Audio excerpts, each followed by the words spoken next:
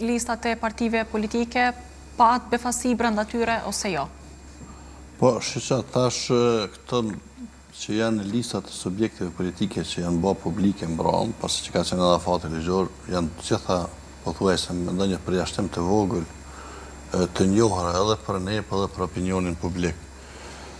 Duke pas parasysh që zgjedhjet nën shkurtet të këtij viti nuk janë edhe larg,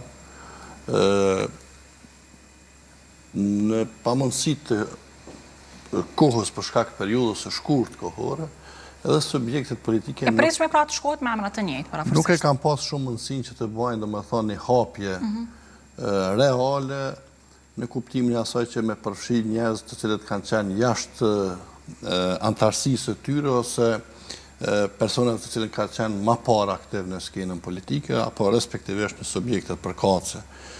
Atë këtu kemë ndonjë përjashtim të vogël, por përgjithsisht domethënë është një déjà vu, domethënë është një përsëritje e listave të këtyre zgjedhjeve që përfunduan pa rezultat në konstruimin e organeve të vendit. Çka është më rëndësi, diku aty vrehet ndonjë radhitje në këto vendet e para që njihen si top 10 ose si top 20, partitë politike kanë bë ose individ brenda partive politike kanë bë disa taktizime duke tentuar me mbush mendjen e qytetarëve se kanë filluar ose po dojnë diçka me prezantuar ndryshe nga ajo që kanë prezantuar në zgjedhjet e shkurtë të këtij viti. Mendoj që ka qenë një proces zgjedhor tërësisht i panevojshëm, i cili do të rezultojë parafërsisht me një përqindje të ngjashme dhe s'di se si ka mu arsyetu leadershipi gjitha subjekteve politike pas përfundimit të këtij procesi.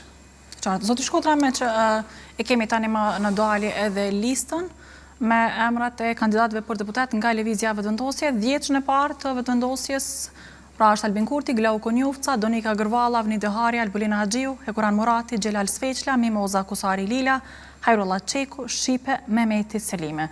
Kjo është 10 e parë, të cilën e ka ofruar vetëvendosje. Janë emrat të pritshëm të rënditur në këtë formë? Siç duket bën përjashtim vetëm zoti Hajrullah Çeku, nuk ka qenë në këtë 10 e parë.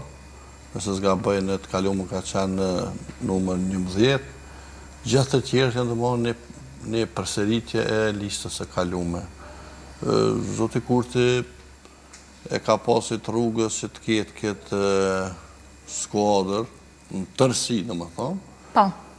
E ka plotësuar me disa emra, por veçanërisht domethënë vijën e parë të frontit, që është 20 e parë, konkretisht 10 e parë aty, ka konsideru se është ekipa e cila ja ka fituar zgjedhjet në 2 parë zgjedhjet e fundit dhe e ka gjykuar që s'duhet të ndryshohet. Në fund të fundit kjo është edhe një strategji që përdoret në gjitha garat, si ato sportive dhe politike, me një ekip që fiton, s'ka nevojë të ndrohen lojtarët.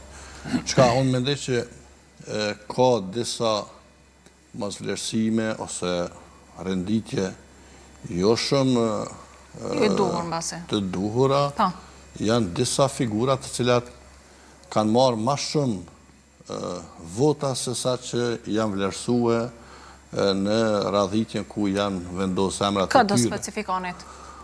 Po për shembull, përjashtim bën zoti Mefail Bajqinovci, edhe pse ka qenë edhe para këtyre zgjedhjeve pikërisht në këtë numër, në numër 48, me numër të votave është radhit diku në 15 nëse s'gaboj. Tash nuk e di cilat kanë qenë kriteret e subjekteve politike kur i kanë radhit kështu, po normal dhe duhet të ishte mbi bazë të fuqisë që sjellin elektorale, numrit të votave, të ishte edhe radhitja e personazheve që garojnë 2 apo më shumë në një subjekt politik. Gjashari, dua edhe një qëndrim tuajin, si e vlerësoni listën rënditjen të cilën e ka ofruar Lëvizja Vetëvendosje?